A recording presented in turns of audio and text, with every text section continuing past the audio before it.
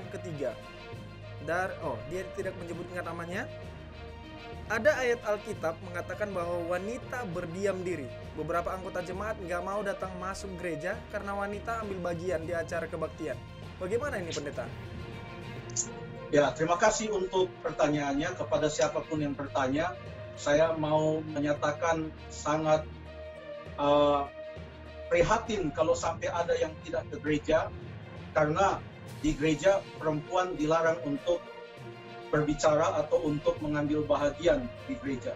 Mungkin ayat itu diambil dari 1 Korintus pasal yang ke-14, 1 Korintus pasal yang ke-14, ayat yang ke-34 yang berkata, sama seperti dalam semua jemaat orang-orang kudus, perempuan-perempuan harus berdiam diri dalam pertemuan-pertemuan jemaat, sebab mereka tidak diperbolehkan untuk berbicara. Mereka harus menundukkan diri seperti yang dikatakan juga oleh hukum Taurat. Nah, mungkin pertanyaannya dari sana, apa maksudnya bahwa di dalam jemaat perempuan-perempuan harus berdiam diri? Apakah memang mereka tidak boleh berdoa, tidak boleh mengajar? Apa yang dimaksudkan di dalam ayat ini? Dalam pasal yang sama, yaitu 1 Korintus pasal yang ke-14, bukan hanya perempuan-perempuan yang disuruh untuk berdiam diri. Coba kita baca dalam ayat yang ke-28, dikatakan dalam ayat yang ke-28, jika tidak ada orang yang dapat menafsirkannya, ini untuk yang berbahasa roh, jika tidak ada orang yang dapat menafsirkannya, hendaklah mereka berdiam diri dalam pertemuan jemaat.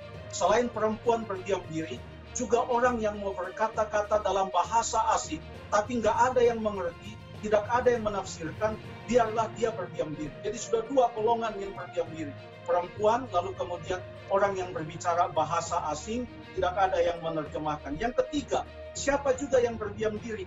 Untuk jemaat Korintus pada saat itu.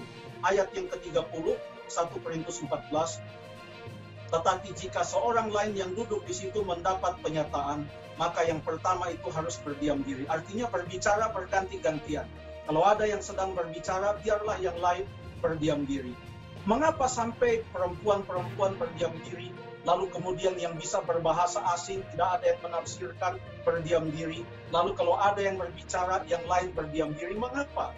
Karena di dalam jemaat Korintus pada saat itu terjadi kekacauan, semua mau berbicara, semua mau bernubuat, semua mau berbahasa roh. Lalu kemudian alasan mengapa harus menahan diri, ayat yang ke-33, sebab Allah tidak menghendaki kekacauan, tetapi damai sejahtera. Nah, berdiam diri dari apa perempuan-perempuan ini dikatakan dalam ayat 34? Apakah dari berdoa atau dari bernubuat, mengajar? Dari apa mereka berdiam diri?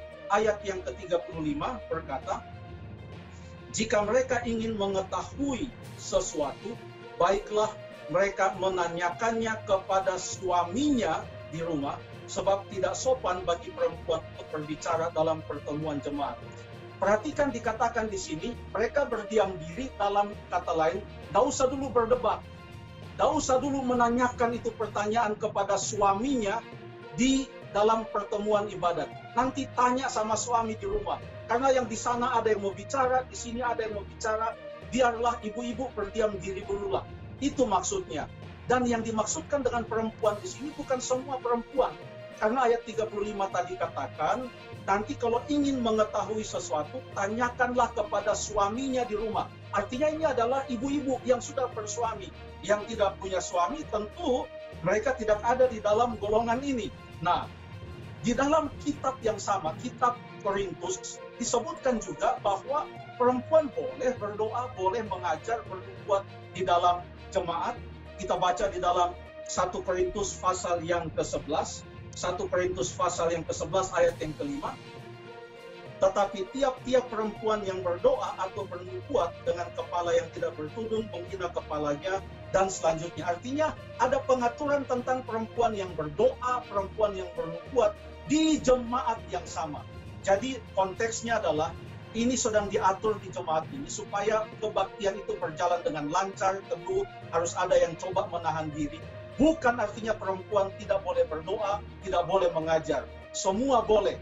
yang ditunjuk oleh Tuhan, yang sudah ditugaskan oleh jemaat mempersiapkan diri, silahkan berdoa, mengajar, dan lain sebagainya di dalam jemaat. Entah laki-laki, entah perempuan, Alkitab tidak melarangnya. Terima kasih.